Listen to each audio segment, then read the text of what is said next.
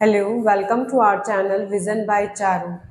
तो आज हम डिस्कस करेंगे साइक्लोएल्केन्स क्या होते हैं और उनकी डेफिनेशन पढ़ेंगे, नॉमेनक्लेचर करेंगे, इनके नाम किस बेसिस पे रखे जाते हैं और फिर लास्ट में पढ़ेंगे दो प्रिपरेशन पढ़ेंगे साइक्लोएल्केन्स के लिए। है तो प्रिपरेशन इनकी काफ़ी सारी, पर फिलहाल आज के लेक्चर में हम दो ही पढ़ेंगे, फिर वन बाय वन आगे पढ़ेंगे। ओके, तो स्टार्ट करते हैं। साइक्लोएल्केन्स क्या होते हैं? अभी बस ध्यान दो आप एल्केन्स के। एल्केन्स क्या होते हैं? कार्बन और हाइड्रोजन के सैचुरेटेड कंपाउंड एल्केन होते हैं। अगर सिंपल सिंपल भाषा में कहूं कि कार्बन है, कई सारे कार्बन अगर सिंगल चेन में जुड़े हैं तो हम ये कह देंगे एल्केन्स है। और इसकी वैलेंसी पूरी कर लो तो सब जगह क्या आ जाएंगे? चार चार पूरी करने के लिए हाइड्रोजन, तो ये तो है सिंपल एल्केन। ओके, बट अगर क्या करें, इनको हम साइक्लिक फॉर्म में बना दें, मतलब अभी तो सिंगल चेन में बनाया है तो ये तो सिंपल एल्केन है। और अब क्या करें, इन चार कार्बन को हम चेन में ना लगा के इनको साइकिल में लगा दें। मतलब एक काम करो, इसके यहाँ से दो कोने पकड़ो और यूं बांध दो, तो कैसे हो जाएगा? ये चार कार्बन साइकिल, मतलब साइकिल में तो ऐसे ही जुड़ेंगे चार। और ये वाला कार्बन देखो दो तरफ से जुड़ा है, दो तरफ से और जुड़ेगा तो दो तरफ CH2, दो तरफ से जुड़ा है तो CH2, CH2 और CH2। तो ये चार कार्बन का हो गया है। तो अब ये साइकिल में है पूरा, तो साइक्लो, और कितने कार्बन है? चार, तो ब्यूटेन। और अगर इसका फॉर्मूला कंपेयर करूं तो क्या होगा? चार कार्बन है तो C4, और दो दो चार, दो छह और दो आठ, H8। तो अगर इसे जनरल फॉर्मूले से कंपेयर करूं तो इसका फॉर्मूला होता है CnH2n। जो साइक्लिक कंपाउंड होते हैं इनका जनरल फॉर्मूला होता है CnH2n। ये बिल्कुल ऐसा नहीं है जैसे एल्कीन्स का होता है ना? तो ये इनका जनरल फॉर्मूला हो गया, जबकि एल्केन्स का जनरल फॉर्मूला हम क्या पढ़ते हैं? CnH2n+2। ओके, ये सैचुरेटेड होते हैं, मैंने कहीं भी डबल बॉन्ड नहीं बनाया। डबल बॉन्ड नहीं बनाया तो इसका मतलब क्या है? ये सैचुरेटेड कंपाउंड है।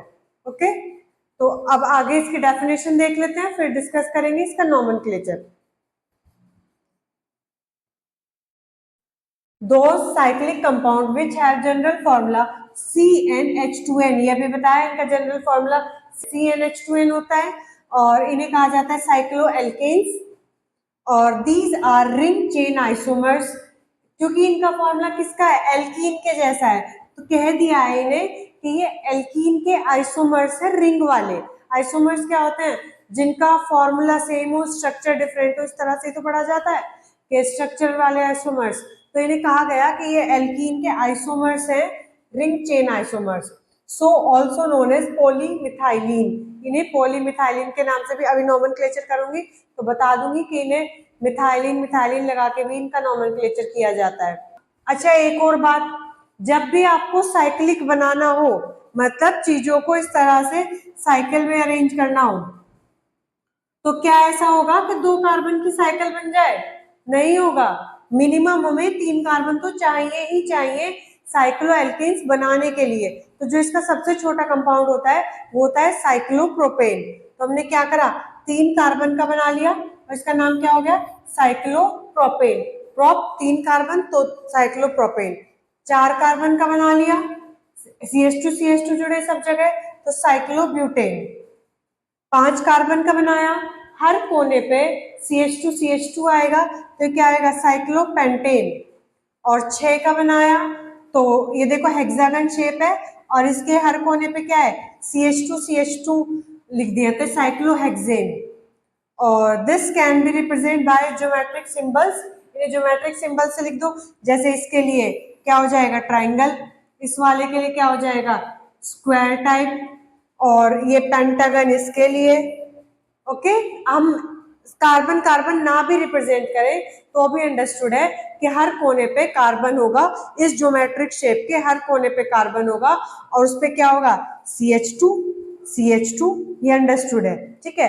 अब वो जो यहाँ पे कहा था इन्हें क्या भी कह देते हैं, पॉलीमिथाइलिन। तो कैसे कहते हैं, 3 कार्बन है, 1 2 3, तो 3 के लिए वर्ड क्या आता है, ट्राई, और लास्ट में बस क्या लगा दिया, मिथाइलिन, मिथाइलिन।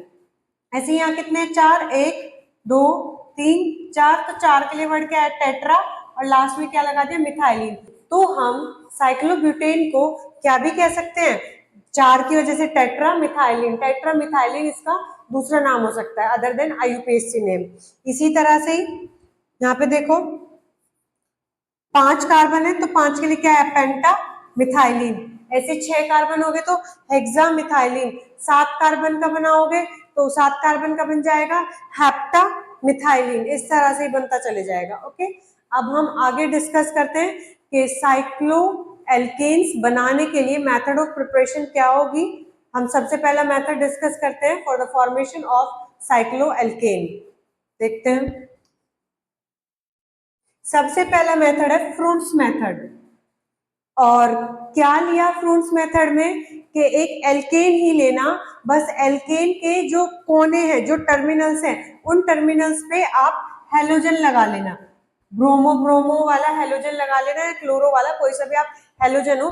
बस ध्यान रखना जो भी आप एल्केन लो, जो एल्केन होगा सीधी चेन में होगा तो उसके दोनों कोनों, 2 कोने होंगे ना, तो दोनों कोनों पे हमें क्या लगाने होंगे, एक एक हेलोजन लगा लो। तो यहाँ हमने क्या लिया, हमने बस क्या किया है, ये ऐसे ही तो है, 3 कार्बन है, यहाँ पे Br लगा लिया और यहाँ पे Br लगा लिया। बस इसको सीधा ना लिख के इस तरह से घुमा के लिख लिया है तो कंफ्यूज नहीं होना, सब जगह आ जाएगा CH2 CH2। ओके, तो बस इसको क्या किया, ये सीधा ना लिख के इसको घुमा के लिख लिया है ये क्या ही, डाई हेलोजन डेरिवेटिव है एल्केन्स का।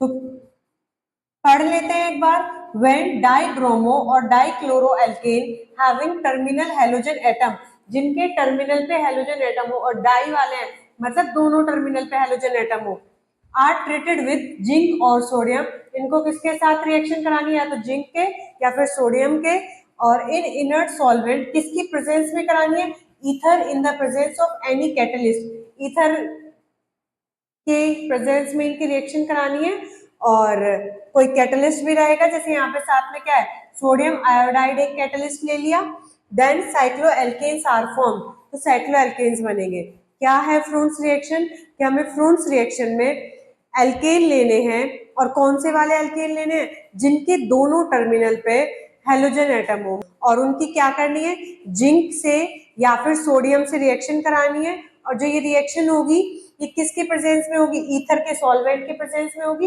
और जो कैटलिस्ट होगा वो क्या होगा, सोडियम आयोडाइड।